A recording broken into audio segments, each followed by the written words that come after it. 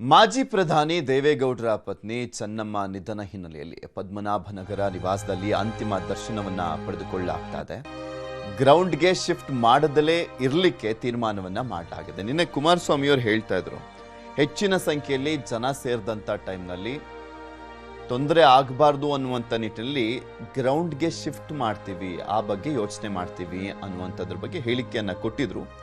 But ಈಗ ಪರಿಸ್ಥಿತಿಗೆ ಅನುಗುಣವಾಗಿ ಪದ್ಮನಾಭನಗರ ಅವರು ಬಾಳಿ ಬದುಕಿದ್ದಂತಹ ಮನೆ, ಅದು ಅವರ ಪುತ್ರಿಯ ನಿವಾಸ, ಶೈಲಜಾ ಅವರ ನಿವಾಸ, ಅದು ಅಲ್ಲೇ ಅಂತಿಮ ದರ್ಶನವನ್ನ ಮಾಡಲಾಗುತ್ತೆ.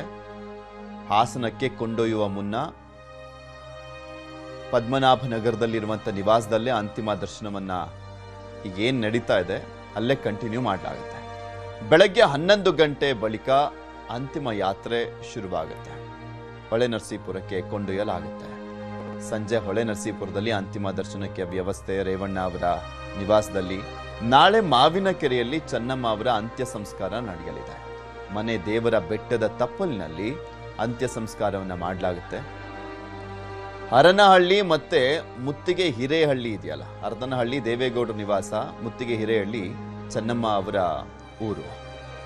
ಹರದನಹಳ್ಳಿ ದೇವೇಗೌಡರ ಹುಟ್ಟೂರು. ತೋರಿಸ್ತಾ ಇದ್ದೀವಿ ನೇರ ದೃಶ್ಯಾವಳಿಗಳಲ್ಲಿ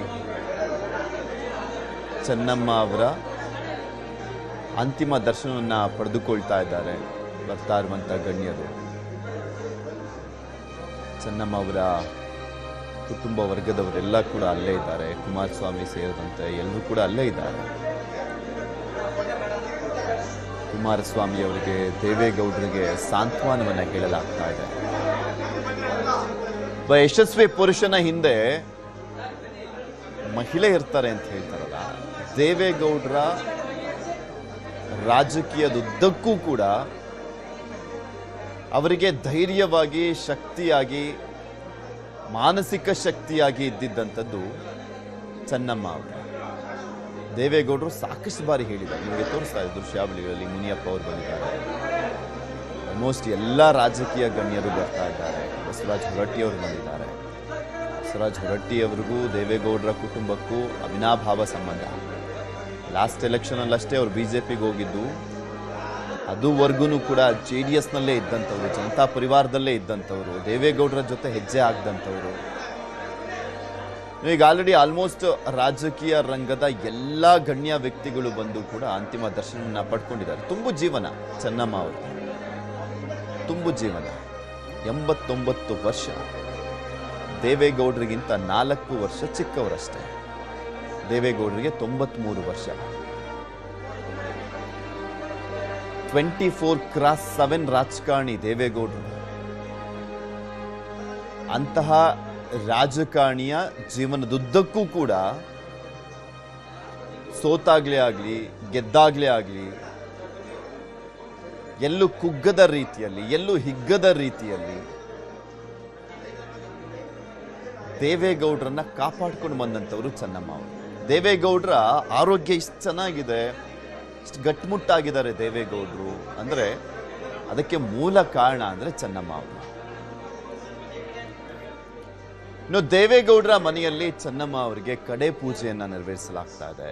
ಪತ್ನಿ ಪಾರ್ಥಿವ ಶರೀರಕ್ಕೆ ದೇವೇಗೌಡರಿಂದನೇ ಪೂಜೆಯನ್ನ ಮಾಡಲಾಯಿತು. ನಾನು ಆಗ್ಲೇ ಹೇಳ್ತಾ ಇದ್ದೆ, ಆ ಮನೆಯಲ್ಲಿ, ಆ ದೇವರ ಕೋಣೆಯಲ್ಲಿ ದೇವರಿಗೆ ಪೂಜೆಯನ್ನ ಮಾಡಿ ದೇವರ ಪ್ರಸಾದವನ್ನ, ಮಂಗಳಾರತಿಯನ್ನ ಪ್ರತಿದಿನ ದೇವೇಗೌಡರಿಗೆ ಕೊಡ್ತಾ ಇದ್ದಂಥವ್ರು ಚೆನ್ನಮ್ಮ.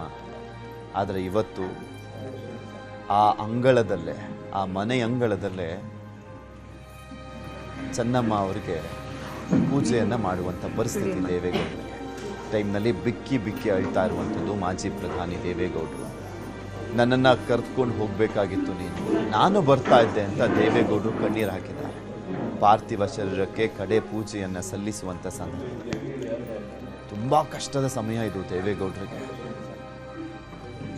ಜೊತೆಯಾಗಿ ಹೆಜ್ಜೆಯನ್ನು ಹಾಕ್ತಂಥ ಜೀವ ಅದು. 72 ವರ್ಷಗಳ ಸುದೀರ್ಘ ದಾಂಪತ್ಯ ಜೀವನ ಅಷ್ಟು ಈಸಿ ಅಲ್ಲ.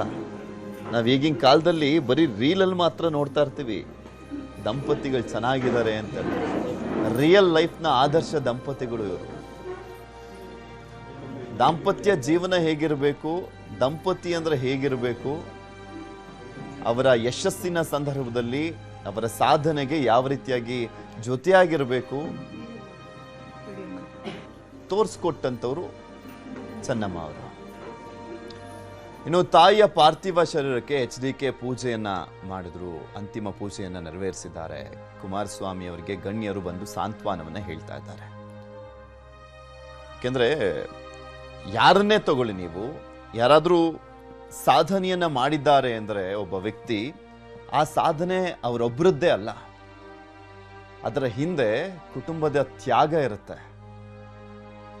ಚೆನ್ನಮ್ಮ ಅವರು ಪತ್ನಿಯಾಗಿ, ಗೃಹಿಣಿಯಾಗಿ, ತಾಯಿಯಾಗಿ, ಸೊಸೆಯಾಗಿ, ಅಜ್ಜಿಯಾಗಿ ಆ ಕುಟುಂಬವನ್ನ ಕಾಪಾಡ್ಕೊಂಡು ಬಂದಂಥವ್ರು. ಒಂದು ಹೆಣ್ಣು ಅಂದ್ರೆ ಆ ಮನೆಗೆ ಮಹಾಲಕ್ಷ್ಮಿ ರೀತಿಯಾಗಿ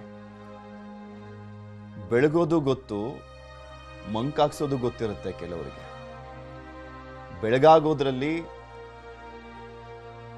ಬೆಳಗೋದ್ರಲ್ಲಿ ಆ ಕುಟುಂಬವನ್ನ ಒಬ್ಬ ಮಹಿಳೆಯ ಪಾತ್ರ ದೊಡ್ಡದು.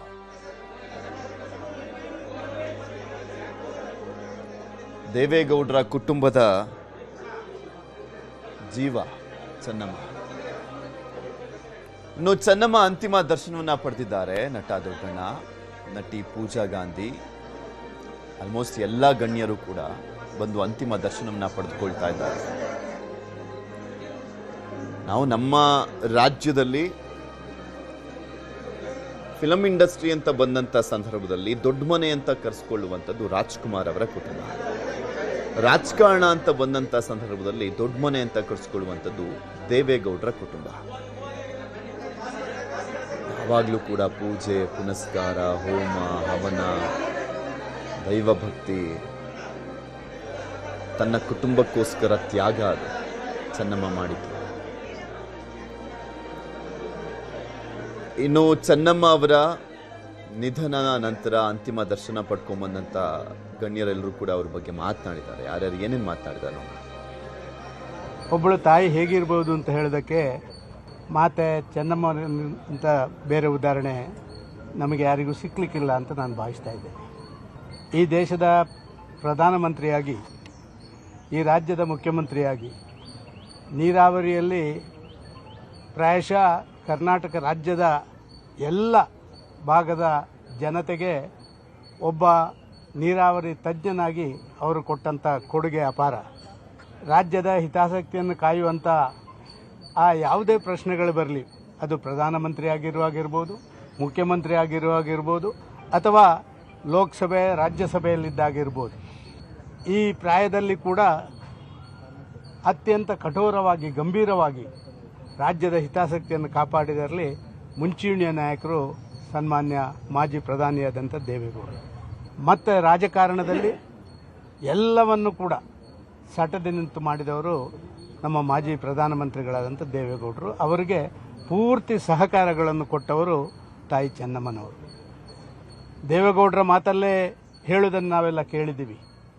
ಯಾವುದೋ ಒಂದು ಕಾಲಘಟ್ಟದಲ್ಲಿ ತನ್ನ ದುಡಿಮೆ ಮಾಡುವಂಥ ಸಂದರ್ಭಗಳಲ್ಲಿ, ಆರ್ಥಿಕವಾಗಿ ಸಬಲರಲ್ಲದಂಥ ದಿನಗಳಲ್ಲಿ ತಾಯಿ ತನ್ನ ಎಲ್ಲವನ್ನ ತನ್ನ ಪತಿಯವರಿಗೆ ಬೇಕಾಗಿ ಎಲ್ಲವನ್ನ ಕೊಟ್ಟು ಮುಂದೆ ಹೋಗಿ ಅಂತ ಹೇಳಿ ಅವರಿಗೆ ಆಧಾರ ಸ್ತಂಭವಾಗಿ ನಿಂತು ಮತ್ತೆ ಮತ್ತೆ ಮುನ್ನಡೆಸಿದವರು ತಾಯಿ ಚೆನ್ನಮ್ಮನವರು ಅಂತ ಹೇಳುವಂಥದ್ದು ನಾವು ಕೇಳಿದ್ದೇವೆ.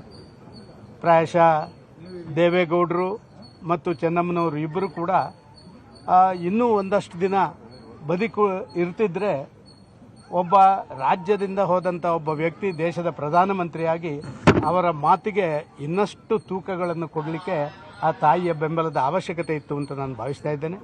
ಇವತ್ತು ಇಲ್ಲಿ ಬರ್ತಾ ಇರುವಂಥ ಲಕ್ಷಾಂತರ ಮಂದಿಯನ್ನು ನೋಡಿದರೆ ಗೊತ್ತಾಗುತ್ತೆ ಅವರನ್ನು ತಾಯಿ ಅಂತ ಎಲ್ಲರೂ ಒಪ್ಪಿಕೊಂಡಿದ್ದಾರೆ ಅಂತ ಹೇಳುವಂಥದ್ದು ನಾವು ಕಂಡಿದ್ದೇವೆ. ಅವರ ಆತ್ಮಕ್ಕೆ ಚಿರಶಾಂತಿಯನ್ನು ದೇವರು ಕೊಡಲಿ ಅಂತ ಹೇಳಿ ಮತ್ತೊಮ್ಮೆ ಪ್ರಾರ್ಥನೆ ಮಾಡ್ತಾ ಇದ್ದೇನೆ.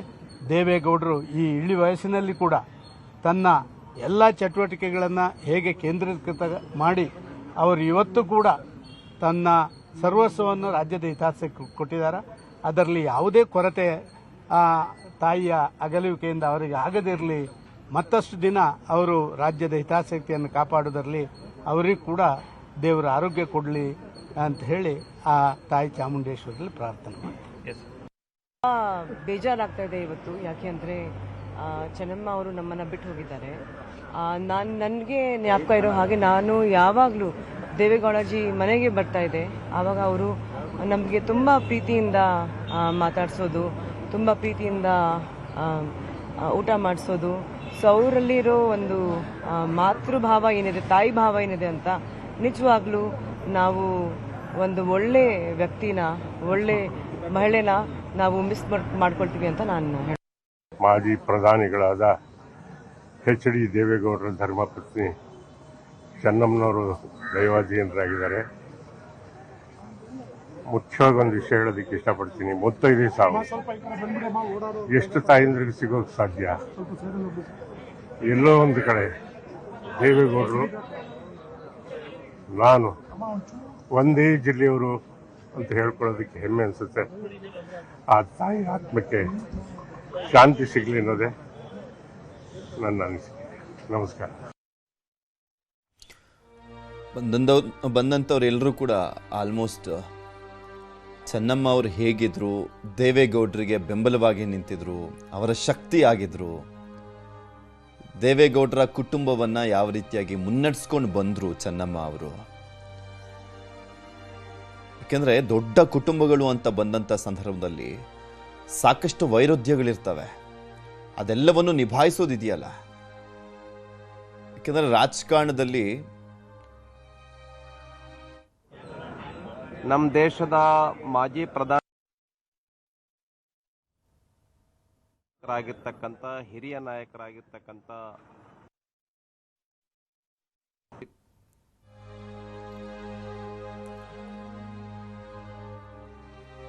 ಬಂದಂಥ ಗಣ್ಯರೆಲ್ಲರೂ ಕೂಡ ಅಂತಿಮ ದರ್ಶನವನ್ನು ಪಡ್ಕೊಳ್ತಾ ಇದ್ದಾರೆ. ದೇವೇಗೌಡರಿಗೆ, ಕುಮಾರಸ್ವಾಮಿ ಅವರಿಗೆ, ಅವರ ಕುಟುಂಬದವರಿಗೆ ಸಾಂತ್ವನವನ್ನು ಹೇಳ್ತಾ ಇದ್ದಾರೆ. ಆಲ್ಮೋಸ್ಟ್ ರಾಜ್ಯ ರಾಜಕಾರಣದಲ್ಲಿ, ರಾಷ್ಟ್ರ ರಾಜಕಾರಣದಲ್ಲಿ ಎಲ್ಲ ಗಣ್ಯರಿಗೂ, ರಾಜಕೀಯದವರಿಗೆ ದೇವೇಗೌಡರು ಎಷ್ಟು ಚಿರಪರಿಚಿತನೋ ಅಷ್ಟೇ ಪರಿಚಯ ಚೆನ್ನಮ್ಮ ಅವರು. ಅವರ ಮನೆಗೆ ಬಂದಂಥವ್ರು ಎಲ್ರಿಗೂ ಕೂಡ ಸತ್ಕರಿಸಿದ್ದಾರೆ, ಚೆನ್ನಾಗಿ ನೋಡ್ಕೊಂಡಿದ್ದಾರೆ. ಆ ಪ್ರೀತಿ ದೇವೇಗೌಡರು ಸಂಪೂರ್ಣವಾಗಿ ರಾಜಕೀಯದಲ್ಲಿ ತೊಡಗಿಸ್ಕೊಂಡಿದ್ದ ಸಂದರ್ಭದಲ್ಲಿ ಅವ್ರ ಮಕ್ಕಳಿಗೆ ಆದರ್ಶರಾಗಿ, ಕುಟುಂಬಕ್ಕೆ ಆದರ್ಶರಾಗಿ, ಕರ್ನಾಟಕದ ಎಲ್ಲ ಜನರಿಗೆ